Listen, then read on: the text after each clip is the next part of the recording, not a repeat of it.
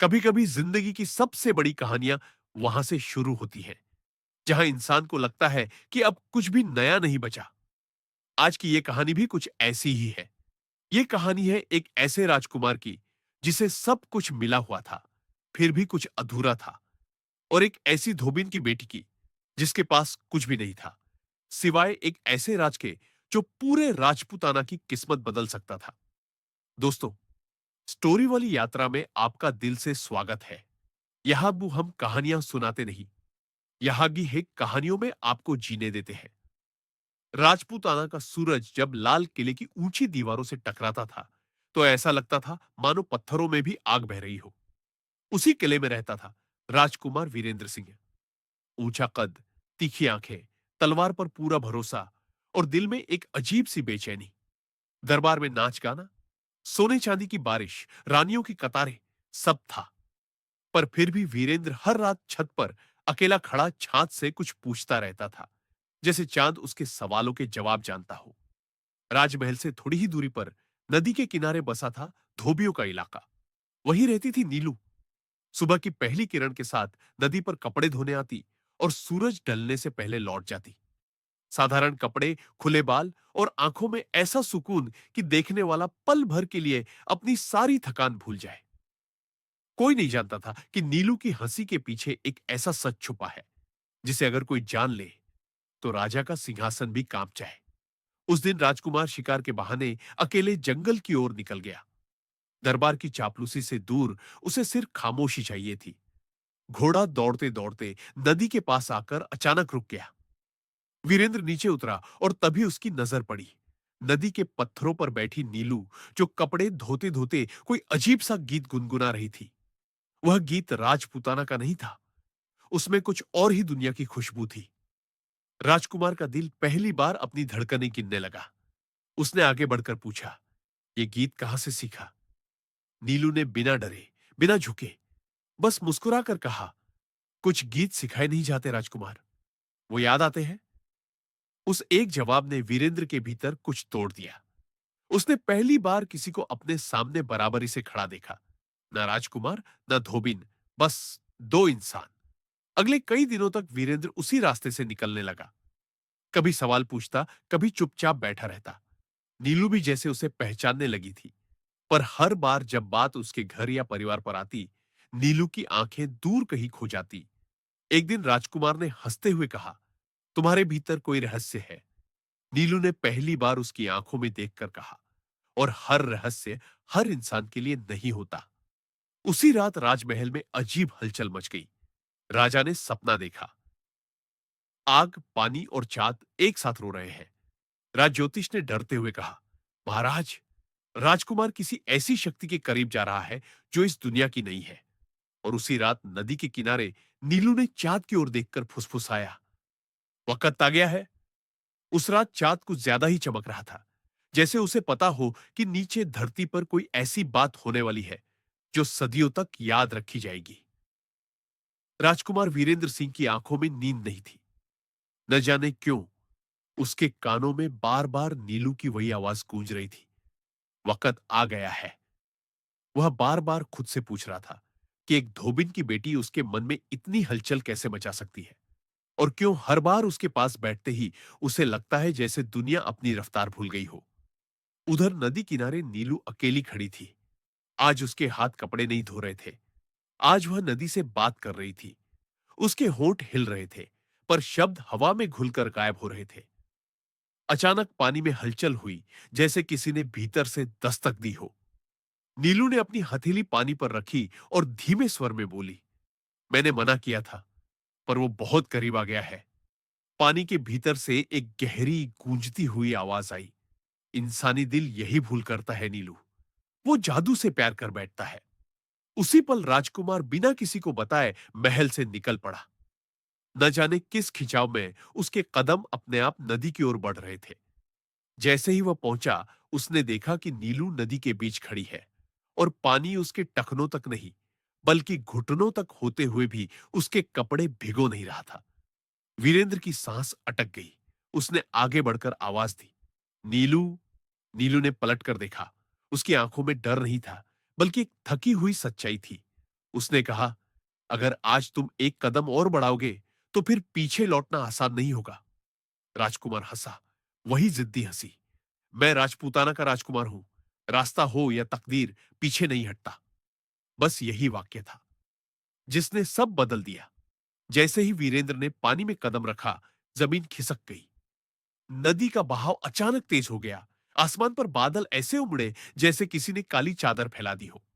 हवा में चांदी जैसी चमक फैल गई। वीरेंद्र ने नीलू का हाथ पकड़ा और उसी पल दुनिया दो हिस्सों में टूट गई। एक इंसानों की और एक उस रहस्यमयी लोक की जहां समय घड़ी नहीं देखता। जब वीरेंद्र ने आंखें खोली तो उसने खुद को एक ऐसे जंगल में पाया जहां पेड़ों के पत्ते चांदनी से बने थे और हवा में फूलों की खुशबू नहीं, यादों की महक थी। सामने नीलू खड़ी थी, पर अब वह साधारण धोबिन की लड़की नहीं लग रही थी। उसके बाल हवा में तैर रहे थे, आंखों में सितारों जैसी चमक थी और उसके माथे पर एक हल्की नीली रेखा चमक रही थी। ये ये जगह क्या है? राजकुमार की आवाज पहली बार कांप रही थी। नीलू ने धीमे से कहा, यह वो दुनिया है जहां मैं सच में रहती हूं। मैं धोबिन की बेटी नहीं हूं, वीरेंद्र। मैं परीलोक की रक्षक हूं। मुझे इंसानी दुनिया में भेजा गया था, भूलने के लिए, पर तुमने मुझे याद दिला दिया। इतना सुनते ही जमीन फिर हिली। दूर से घुंघरुओं जैसी आवाज आई, पर उसमें खुशी नहीं, चेतावनी थी। नीलू का चेहरा सफेद पड़ गया। उन्होंने जान लिया कि तुम यहां हो। कौन? वीरेंद्र ने तलवार की मूठ कसकर पकड़ी। नीलू की आवाज फुसफुसाहट बन गई। परियों की सभा, और अगर उन्होंने फैसला सुना दिया तो ना मैं बचूंगी, ना तुम। उसी पल आसमान से रोशनी की धार नीचे उतरी और उसके बीच खड़ी थी एक औरत, आधी चांद आधी धुआं। उसकी आंखें ऐसी थीं जैसे सैकड़ों सालों की सजा देख चुकी हो। उसने वीरेंद्र की ओर देखा और बोली, इंसान, तुमने उस सीमा को पार किया है जहां सिर्फ कहानियां जाती हैं। नीलू ने आगे बढ़कर कहा, दोष मेरा है, उसे कुछ नहीं पता था। औरत हंसी, ठंडी, निर्दयी हंसी। अब जानता है, और यही उसकी सजा है। यहां प्रेम अब सिर्फ प्रेम नहीं रहा था, यह अब एक अपराध बन चुका था। ऐसा अपराध जिसकी कीमत दोनों दुनियाओं को चुकानी पड़ सकती थी। और ठीक उसी पल राजपूताना के महल में राजा की छाती में अचानक दर्द उठा। दूर कहीं किसी ने कहा, राजकुमार अब इस दुनिया में अकेला नहीं रहा। परियों की सभा की वह रानी, जिसकी आंखों में सदियों की ठंडक जमी थी, हवा में तैरते हुए धीरे धीरे नीचे उतरी। जैसे ही उसके पैर जमीन को छुए, पूरा जंगल एक पल के लिए स्थिर हो गया। पत्ते हिलना भूल गए, हवा ने सांस रोक ली और दूर चमकती रोशनियां बुझने लगी। राजकुमार वीरेंद्र सिंह ने पहली बार महसूस किया कि तलवार, ताज और राज सब यहां बेकार थे। रानी ने नीलू की ओर देखा। उसकी आवाज गूंज नहीं रही थी, बल्कि सीधे दिल के भीतर उतर रही थी। तुम्हें भेजा गया था भूलने के लिए, इंसानों से दूर रहने के लिए, और तुमने उन्हें अपना रास्ता दिखा दिया। नीलू ने सिर झुका लिया। मैं भूल गई थी कि दिल पर भी पहरा देना पड़ता है। रानी की नजर अब वीरेंद्र पर टिकी। इंसान, अगर तुम यहां से जिंदा लौटना चाहते हो तो तुम्हें एक शर्त माननी होगी। वीरेंद्र बिना सोचे बोला, जो भी हो। नीलू ने झट से उसकी ओर देखा। उसकी आंखों में डर था, वो डर जो उसने कभी किसी परियों के युद्ध में भी नहीं देखा था। नहीं, सोच लो, रानी ने मुस्कुराकर कहा। शर्त बहुत आसान है। तुम्हें 3 रातें इस लोक में बितानी होंगी। हर रात तुम्हें एक सच से गुजरना होगा, ऐसा सच जिसे इंसानी दिल सह नहीं पाता। अगर तीसरी रात तक तुम्हारा दिल टूटा नहीं तो नीलू तुम्हारे साथ जा सकेगी, और अगर टूट गया? वीरेंद्र ने पूछा। रानी ने हल्के से कहा, तो तुम यही के हो जाओगे, हमेशा के लिए। पहली रात बिना किसी आवाज के आई। जंगल बदलने लगा, पेड़ों की जगह गलियां बन गई, और वीरेंद्र ने खुद को राजपूताना के उसी महल में पाया जहां वह पला बड़ा था। पर यहां सब कुछ अजीब था। दरबार भरा हुआ था, पर सबकी आंखें खाली थी। सिंहासन पर बैठा राजा, उसका पिता, पर उसकी नजरें वीरेंद्र को पहचान ही नहीं रही थी। पिता। वीरेंद्र आगे बढ़ा। राजा ने ठंडी आवाज में कहा, तुम कौन हो? उस एक सवाल ने वीरेंद्र की छाती में कुछ चीर दिया। उसने देखा कि उसकी जगह एक और राजकुमार खड़ा है, ज्यादा सुंदर, ज्यादा आज्ञाकारी और सबका प्रिय। दरबार में आवाज गूंजी, वीरेंद्र कभी था ही नहीं, वो बस एक गलती थी। वीरेंद्र घुटनों पर गिर पड़ा। उसने महसूस किया कि अगर इंसान की पहचान ही छीन ली जाए तो वह जिंदा कैसे रहेगा। पहली रात ने उसे तोड़ना शुरू कर दिया, पर उसने आंखें बंद की और नीलू का चेहरा याद किया। और जैसे ही उसने उसे याद किया, दृश्य टूट गया। दूसरी रात और भी बेरहम थी। इस बार वह एक सूनी नदी के किनारे खड़ा था। सामने नीलू बैठी रो रही थी। उसने वीरेंद्र की ओर देखा और कहा, मैंने तुमसे झूठ बोला। वीरेंद्र का दिल कांप गया। क्या मतलब? नीलू बोली, मैंने तुम्हें इसलिए चुना क्योंकि तुम राजकुमार हो। तुम्हारी दुनिया सुरक्षित है। अगर कोई और होता तो मैं उसे छोड़ देती। ये शब्द तीर की तरह लगे। वीरेंद्र को लगा जैसे जमीन खिसक गई हो। उसने गुस्से में कहा, तो मैं बस एक जरिया था। नीलू की आंखों से आंसू गिरते रहे। हां, पर तभी हवा में वही परिरानी की आवाज गूंजी, ये दूसरा सच है, प्यार और स्वार्थ के बीच की पतली रेखा।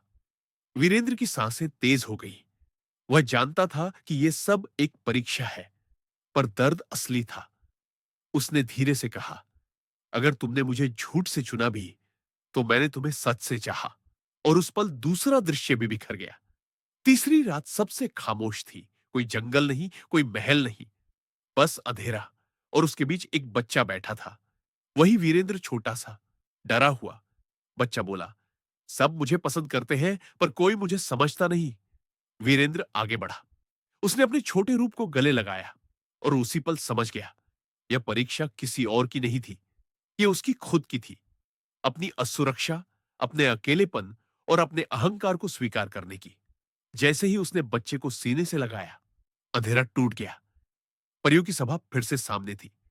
रानी ने पहली बार गंभीर होकर कहा, तुम पास हो गए हो। नीलू की आंखों में उम्मीद चमकी। पर रानी ने अगला वाक्य ऐसा बोला जिसने सबको चुप करा दिया, पर अभी एक सच बाकी है जो नीलू खुद नहीं जानती। परियों की सभा में एक अजीब सी खामोशी छा गई थी। हवा जैसे ठहर गई हो, रोशनियां कांप रही थी और नीलू पहली बार खुद को छोटा महसूस कर रही थी। परी रानी ने अपनी उंगली हवा में घुमाई और उनके चारों ओर का लोक बदलने लगा। जमीन कांच जैसी चमकने लगी और उसके नीचे बीते हुए समय की परछाइयां हिलने लगी। रानी ने कहा, नीलू, तुम्हें लगता है कि तुम परीलोक की रक्षक हो, पर सच इससे कहीं ज्यादा भारी है।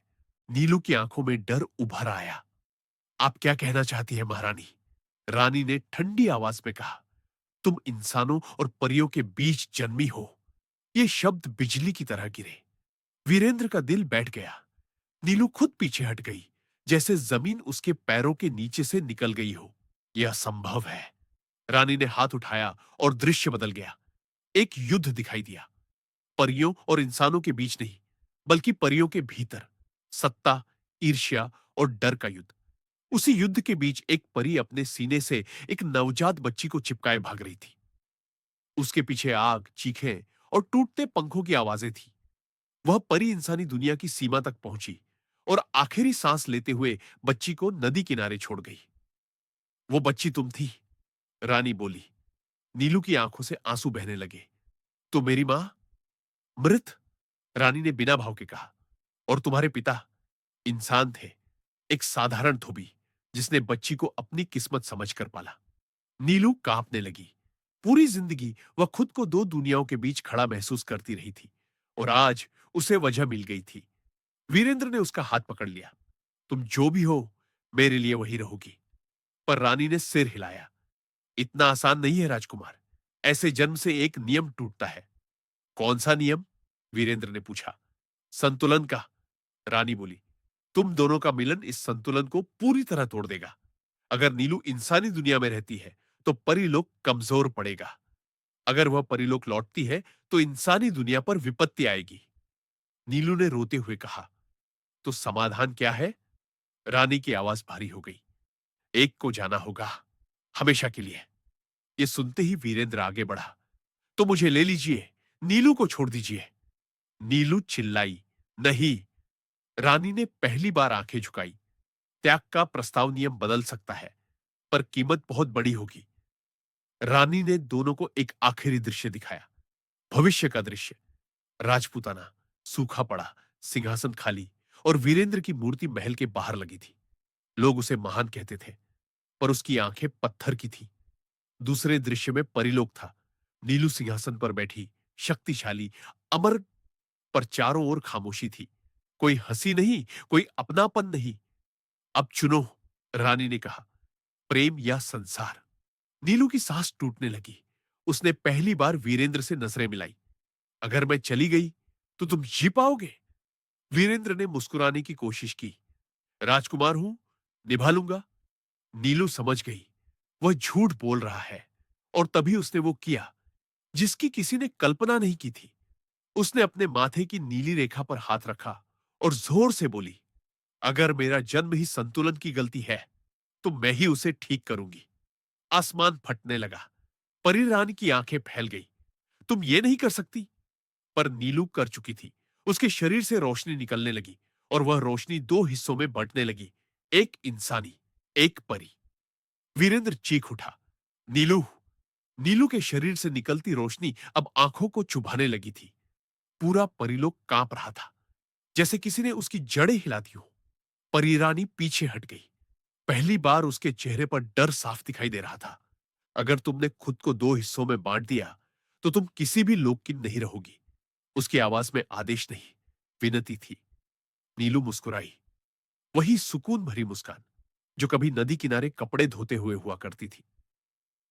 शायद यही मेरी जगह है, किसी एक दुनिया में नहीं, बल्कि दोनों के बीच। वीरेंद्र ने आगे बढ़ने की कोशिश की, पर जैसे किसी अदृश्य शक्ति ने उसे जकड़ लिया हो। नीलू, मत करो ये। मैं बिना ताज के जी लूंगा, बिना राज के जी लूंगा, पर तुम्हारे बिना। नीलू ने उसे देखा। उस नजर में प्रेम था, कृतज्ञता थी, और विदाई भी।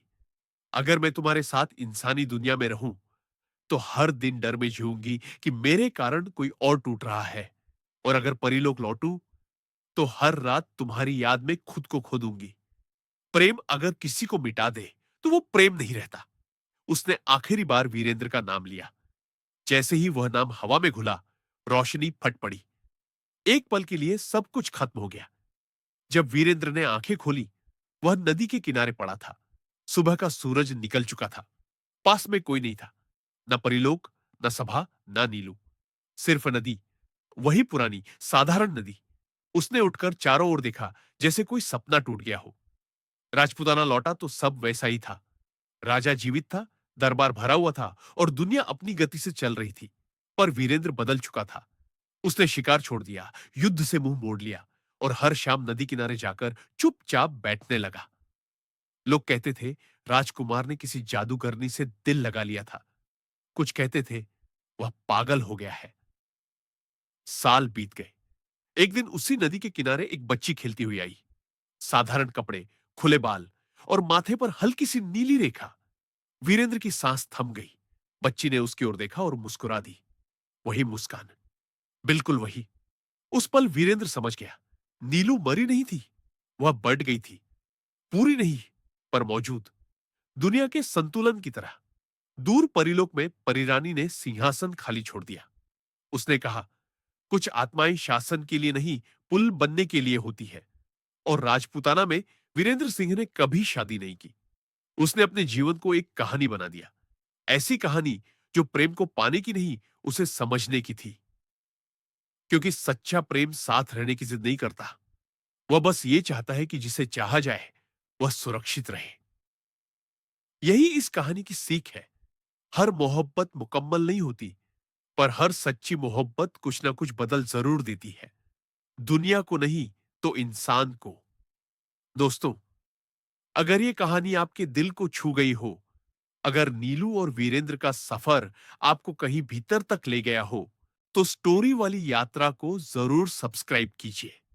ऐसी ही जादुई, भावनात्मक और दिल से निकली कहानियों के लिए हमारे साथ जुड़े रहिए, क्योंकि यह कहानियां खत्म नहीं होती, यह कहानियां आपसे जुड़ जाती है।